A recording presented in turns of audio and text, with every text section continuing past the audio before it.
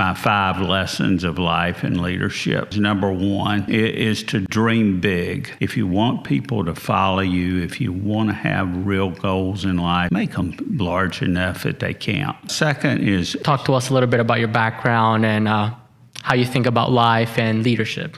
Yeah.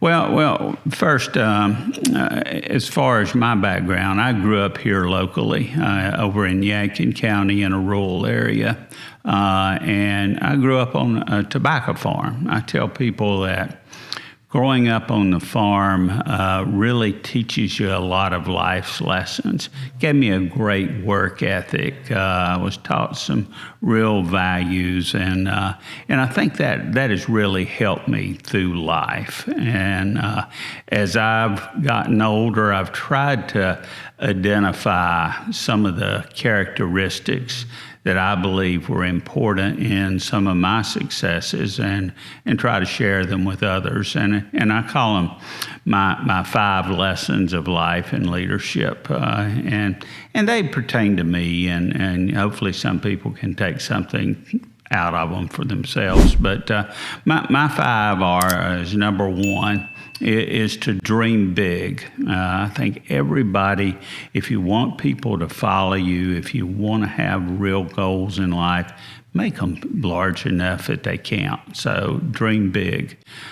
Second is really authenticity. I think that being authentic is just so important to getting people to trust you. My third lesson would be discipline. I think that it is an important quality of success. I think that's the reason so many people go after people from the military and from athletics, because of their discipline. They know they can apply that to life, and it's going to breed success. My fourth one is resilience, and in my life, I've had to overcome a lot of difficulties, and being resilient to get through those times is just so important, because I see too many people that just give up way too easy.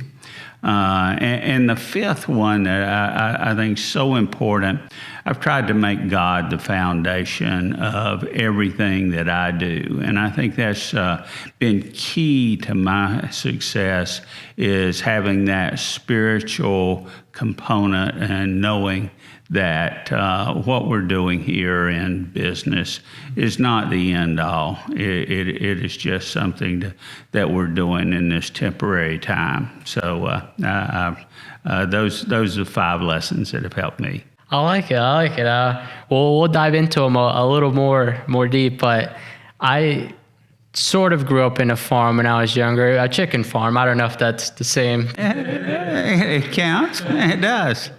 Yeah, you had to feed the chickens every day, didn't you? Yeah, it was.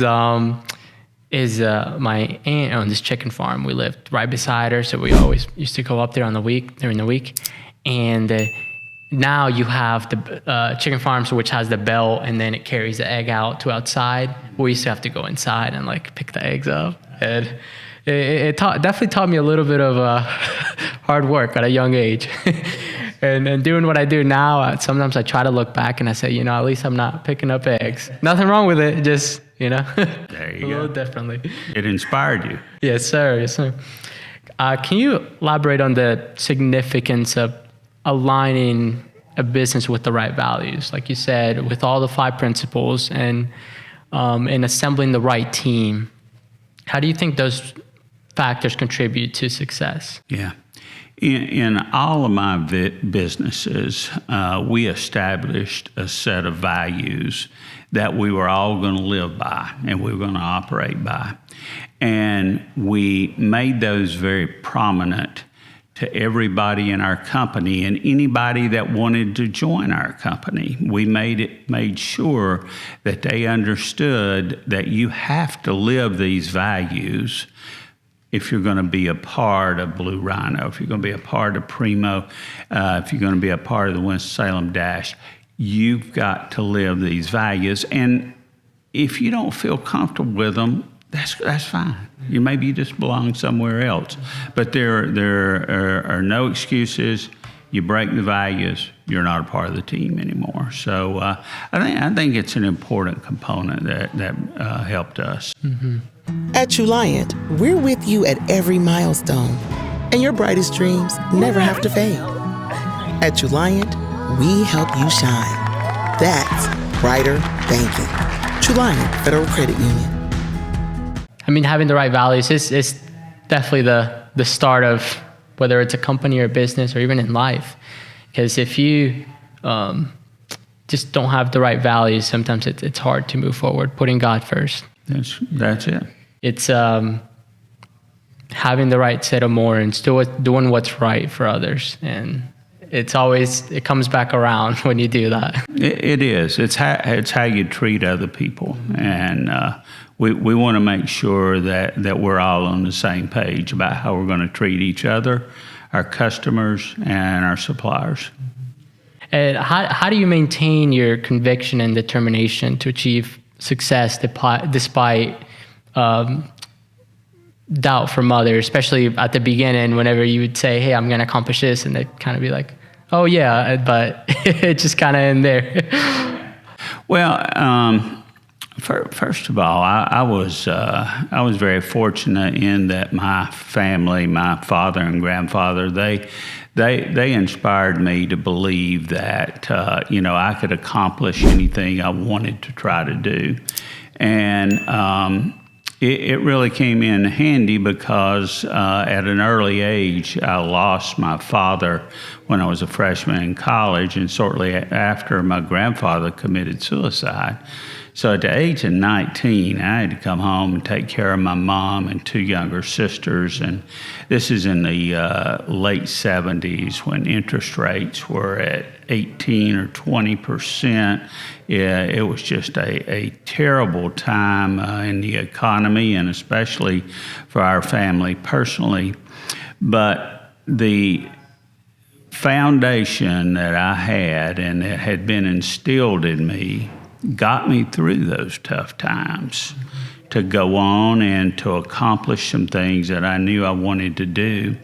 And I think that has helped me through the past, because when I run into a business problem now, that's nothing. I mean, the problems that we have today in business are just nothing compared to the time that I had early in my life and in my childhood.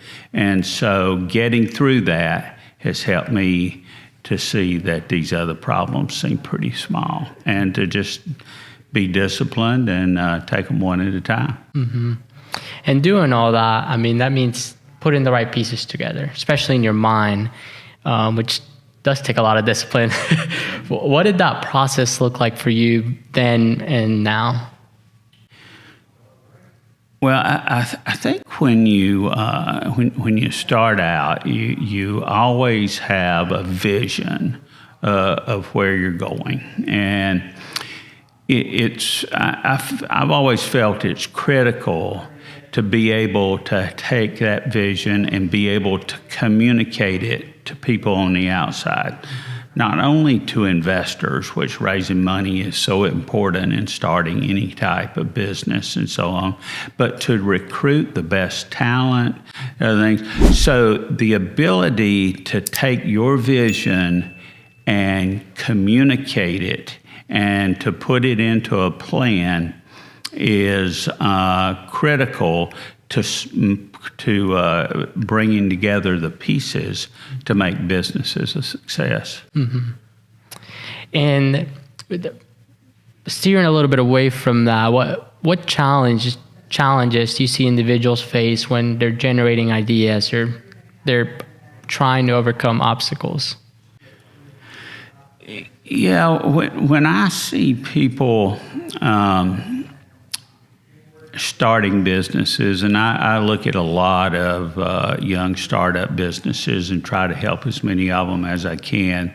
The things that I see that are what would call poor decisions in the beginning are that they go after markets that are not large enough to get anybody really excited about it. Now, the day I started Blue Rhino, I told people we were going to be a nationwide service and deal with millions of people. And even though we didn't have any sales at the time, I had a vision of how we were going to get there. And I saw a market that was large in that, all these backyards had a grill, had a gas grill, and there was huge opportunity there. I think sometimes people look at too narrow a niche, and it's really hard to get the capital or surround yourself with the people that you need if that's just a small opportunity. Mm-hmm.